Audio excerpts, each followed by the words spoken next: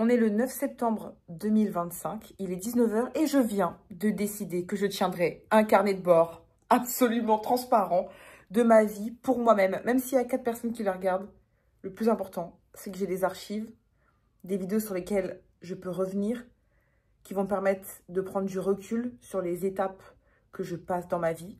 Comme j'ai toujours fait depuis le début de ma vie sur YouTube, que j'ai documenté ici, je reprends le fil rouge de ma vie. Après 668 crises existentielles, je reviens à ma source avec de très belles cernes et beaucoup de choses à dire. Faudra pas s'attendre à des vidéos de ouf avec des montages de ouf. Le but, c'est vraiment de faire un carnet de bord authentique, comme du journaling, mais sur Internet, aux yeux de tous. Mon mood d'aujourd'hui, j'ai envie de vous dire, c'est fatigué, très stressé, dans un moment vraiment de bascule personnelle où je dois faire des choix concrets sur ce que j'ai envie de faire maintenant. Parce que pour ceux qui ne savent pas, je suis sur YouTube depuis bien 8 ans. Ensuite, je suis allée sur Instagram, plutôt. Et là, je suis plus du tout sur YouTube depuis un moment. Donc, je vis des réseaux sociaux, c'est mon travail à plein temps. Je fais du contenu sur Internet et c'est comme ça que je vis parce que je fais des partenariats, donc des placements de produits, des collabs.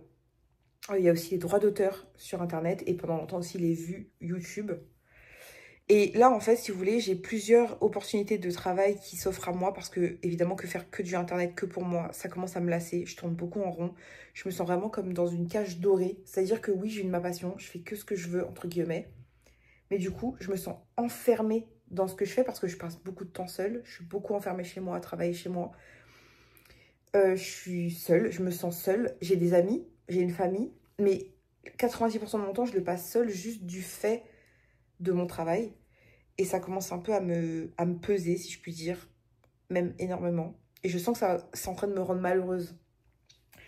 Et en fait, dans les options que j'ai dans la vie pour démarrer d'autres choses, en fait, pour justement éviter de tourner en rond, mais garder mon identité de choses que j'aime faire, il y a reprendre la photo, donc trouver un projet ou me lancer vraiment corps et âme là-dedans, en plus de mes réseaux, parce que c'est ma passion de prendre les gens en photo, c'est ma passion de voir les gens se voir à travers mes yeux. Ça me rend heureuse, ça me remplit, ça me fait voir des gens, ça me fait voir d'autres humains. Ça me donne l'impression d'être utile. Et ça, c'est super important pour moi. Et sinon, je réfléchis aussi à faire un truc que je fais déjà un peu dans l'ombre, c'est de faire du consulting spécial réseaux sociaux. Donc pour savoir vendre son image, ses produits, comment se mettre en avant sur Internet, soit en tant que créateur, soit en tant que marque ou qu'entreprise. Et ça, c'est un truc que je maîtrise, que je sais faire, que je fais bien.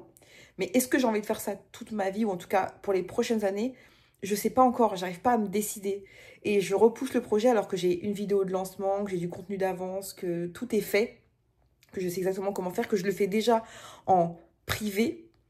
Mais au moment de créer mon LinkedIn, de poster la vidéo officielle, d'un coup, je me suis mise à douter, à réfléchir, etc. Donc, je me suis dit que je me laisserais tout l'été pour ça, pour réfléchir à ça, en septembre. Et je n'ai toujours pas pris de décision.